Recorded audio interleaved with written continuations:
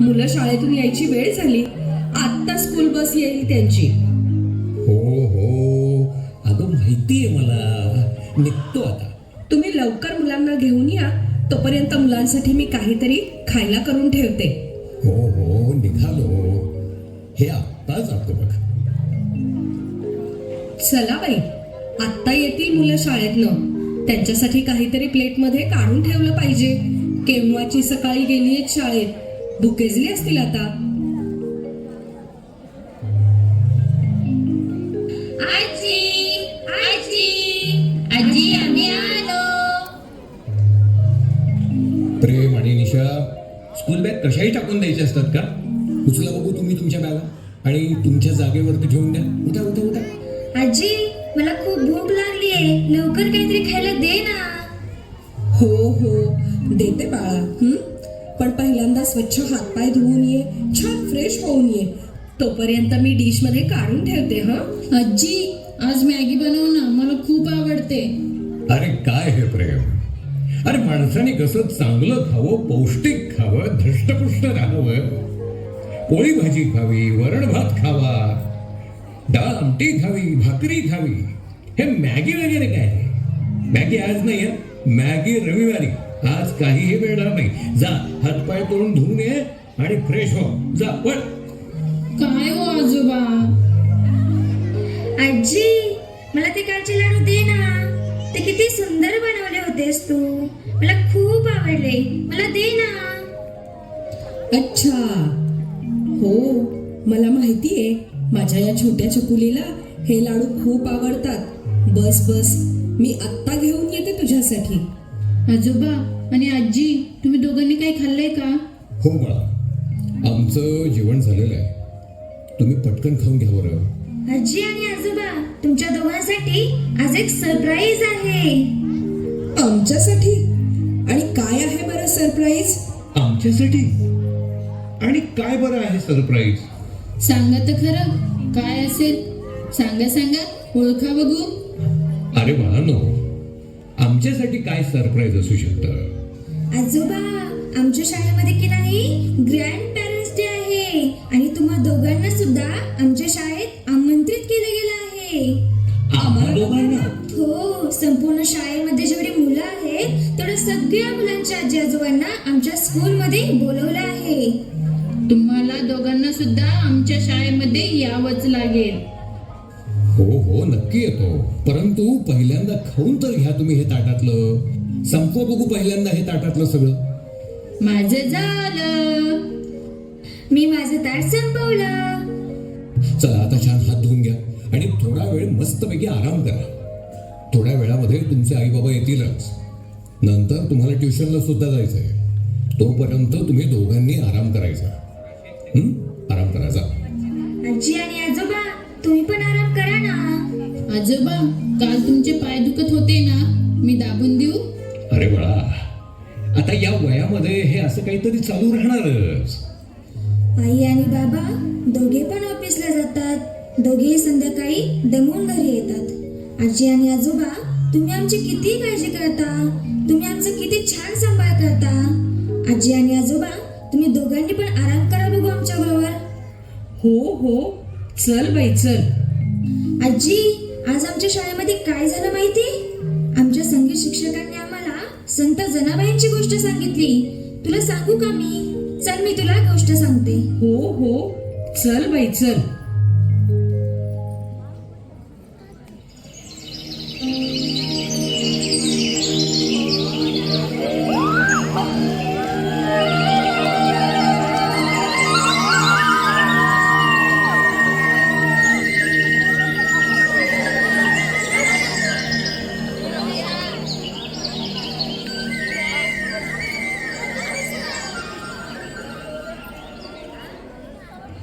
चल निशा, उरकले की नाही अजून? किती वेळ? लवकर तयार हो. प्रेम, झाले की नाही अजून तुझं? लवकर तयार हो बघू. सुनबाई, मी जरा मंदिरामध्ये जाऊन येतो. पप्पा, तुमचा पाय कसा आहे? आता दुखणं कमी झालंय का? का थोडा त्रास होतोय का? मधून मधून थोडासा दुखतो, पण पहिल्यापेक्षा रिझल्ट खूप छान आहे. मग पप्पा तुम्ही आरामच करा ना. नाही म्हणजे कशाला उगाच धावपळ करताय उगाचच. नका जाऊ मंदिरात आज. पप्पा, आज आपण पुन्हा एकदा डॉक्टरांना पायाचं दाखवायचं का? अरे त्याची काही गरज नाही. आणि आज रविवार पण आहे. नाहीतरी आज डॉक्टर कुठे मिळणार आपल्याला. आणि पहिल्यापेक्षा माझा पाय आता खूप छान आहे. आता नाही एवढा दुखत. आई, चला ना, आज आपण सगळे मिळून मुलांना घेऊन कुठेतरी फिरायला जाऊयात आणि संध्याकाळपर्यंत येऊया. नको, आम्हा म्हाताऱ्यांचे काय काम? तुम्ही चौघे जण छान फिरून या. आई चल की ग. घरामध्ये तर तू रोजच असतेस. थोडस तुम्हालाही बदल.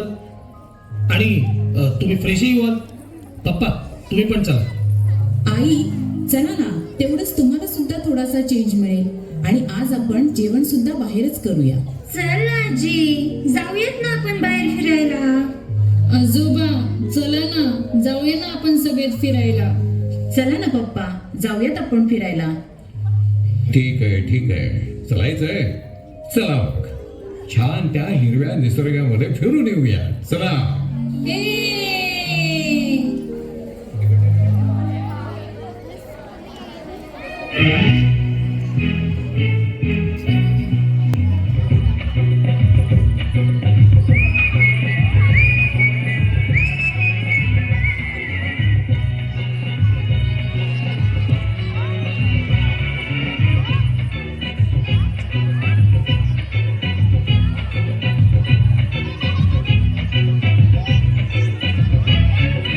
हिरवाने दरगहा भक्तीने जीवन सफर करा मस्तीने मन सरगम छेडा रे जीवनाचे गीत गारे तुंग भारे.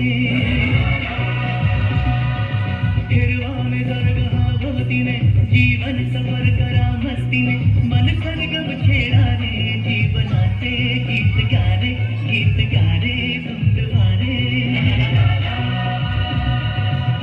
नवे पंख पसरा उंच लहरा.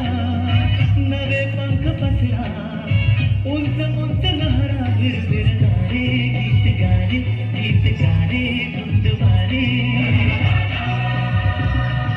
हिरवाने दरगहा भक्तीने जीवन सफर करा मस्तीने मन सरगम छेडाने जीवनाचे गीत गारे धुंदवारे.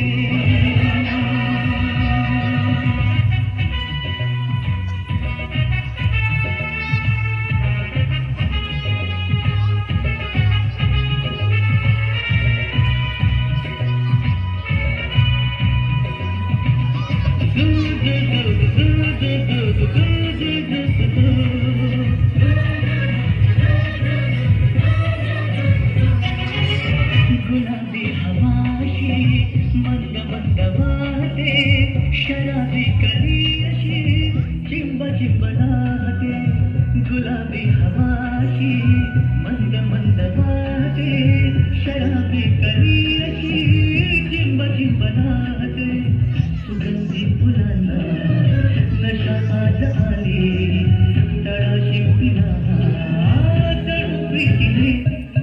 हिरवाने दरगहा भक्तीने जीवन सफर करा मस्तीने मन सरगम छेडाने जीवनाचे गीत गारे धुंदवारे.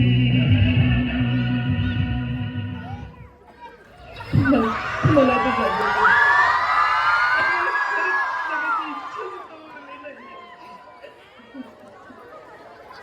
निशा, कुठे तू रडण्याचा आवाज येतोय का?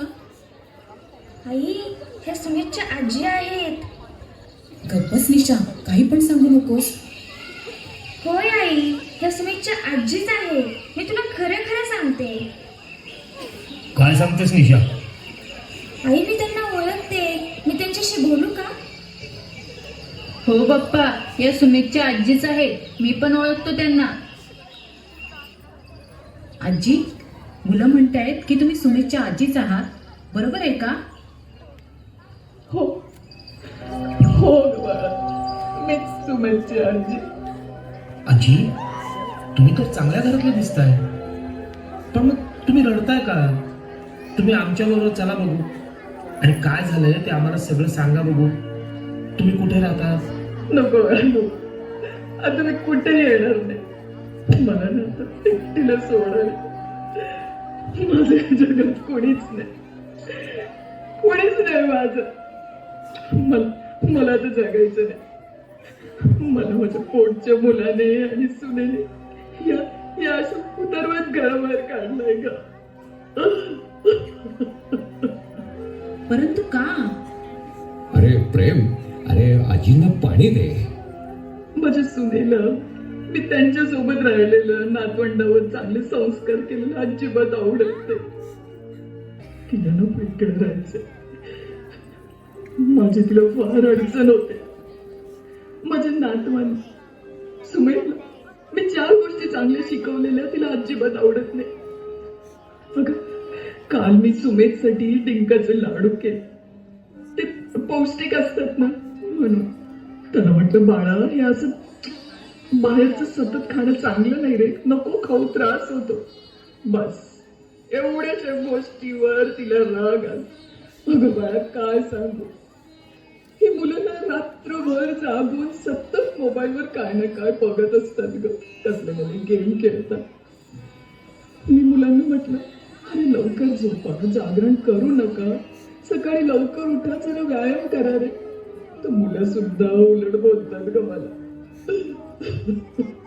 ह्याच्यात मी काय वाईट सांगितलं ग त्यांना? माझ्या मुलांना आणि सुनांना मी माझ्या नातवंडांना काही चांगलं सांगितलेलं अजिबात आवडत नाही ग. म्हणतात कसे, आमची मुलं आहेत, आम्ही बघू काय करायचं ते. माझ्याशी भांडले आणि शेवटी मला घराबाहेर काढलं ग त्यांनी. अगं आता या उतारवयात मी काय करू ग?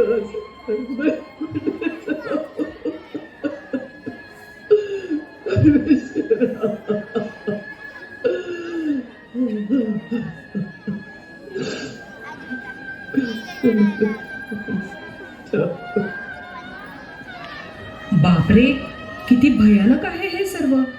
देवा, काय वेळ आणली आहेस तू. मुलांनी चांगलं शिकावं, त्यांच्यावर चांगले संस्कार व्हावेत, त्यांना चांगल्या सवयी लागाव्यात, म्हणून तर आपण त्यांना रागवतो, समजावतो. तर आजकालच्या या पिढीला हे अजिबात पटतच नाही. या मोबाईलमुळे तर परिस्थिती फार भयानक होत चालली आहे. मुले अभ्यासाकडे अजिबात लक्ष देत नाही.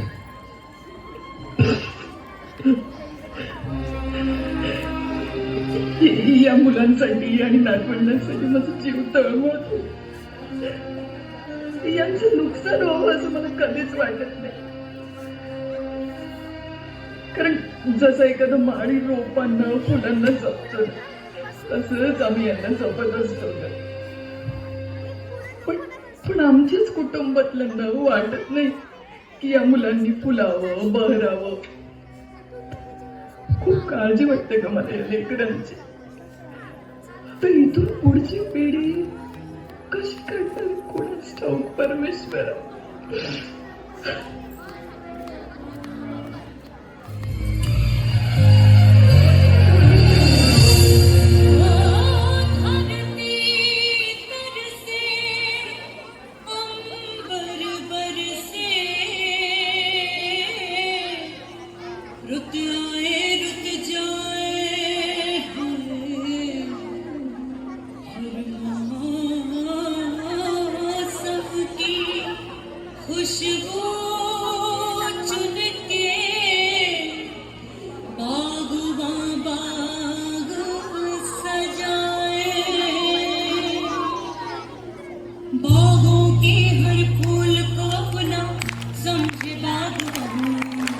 बागों के हर फूल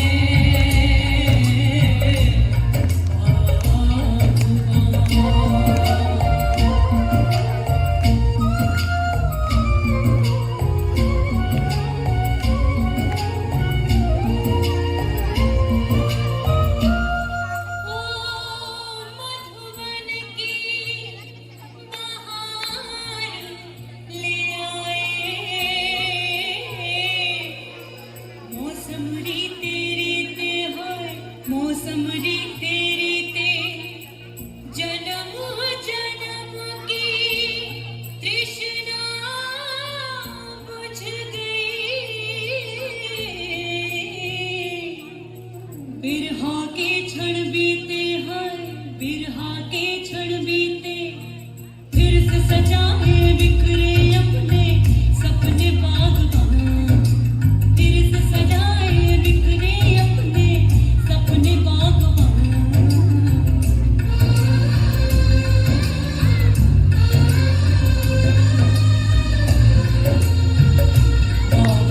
रब है बागबान रब है बागबान रब है बागबान रब है बागबान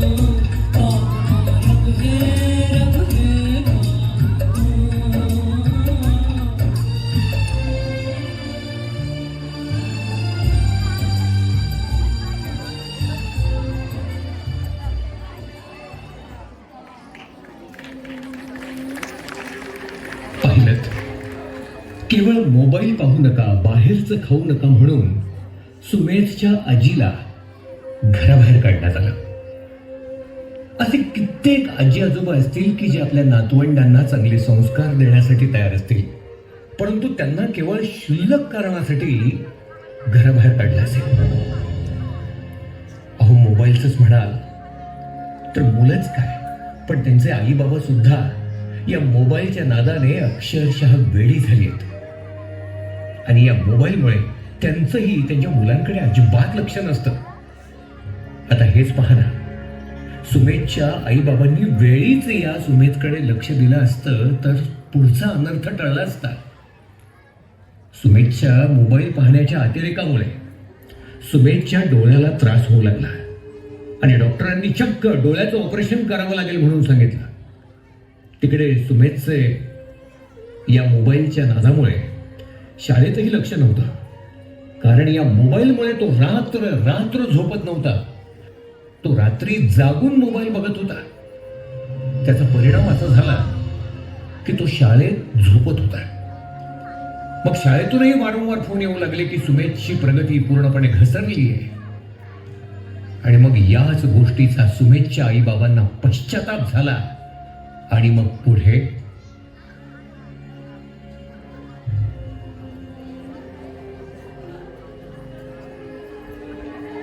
आई आई आई अगं कुठं होतीस तू? अगं किती शोधलं तुला. चुकलं आमचं. माफ कर. मला मला माफ कर आई. सुमितचे बाबा अहो काय हा तुम्ही तुमच्या आईला असं घराबाहेर काढलं?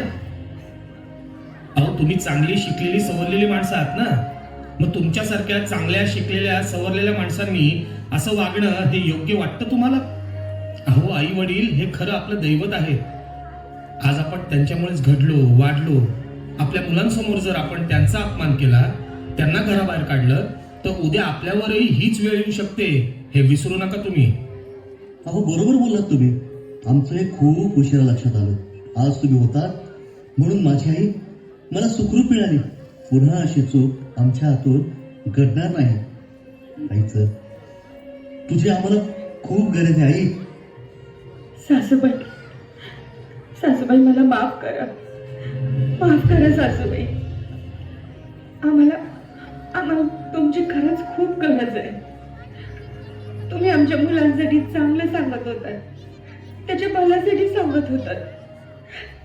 हे आमच्या लक्षातच आलं नाही सासूबाई. सासूबाई आमचं चुकलं आमचं. मी तुमच्या पाया पडते. पण सासूबाई तुम्ही घरी चला आधी. घरी चला सासूबाई. सासूबाई मंडळी, काळ जरी बदलला तरी सुद्धा आज प्रत्येक कुटुंबात आजी आजोबा असणं फार महत्वाचं आहे. प्रत्येक घरात आजी आजोबा असणं फार महत्वाचं आहे. आजी आजोबांमुळे घरात संस्काराची बीजं रोवली जातात. आजी आजोबांमुळे घरामध्ये मांगल्य असतं. आजी आजोबांमुळे घराचं गोकुळ झालेलं आपल्या सगळ्यांना अनुभवता येतं.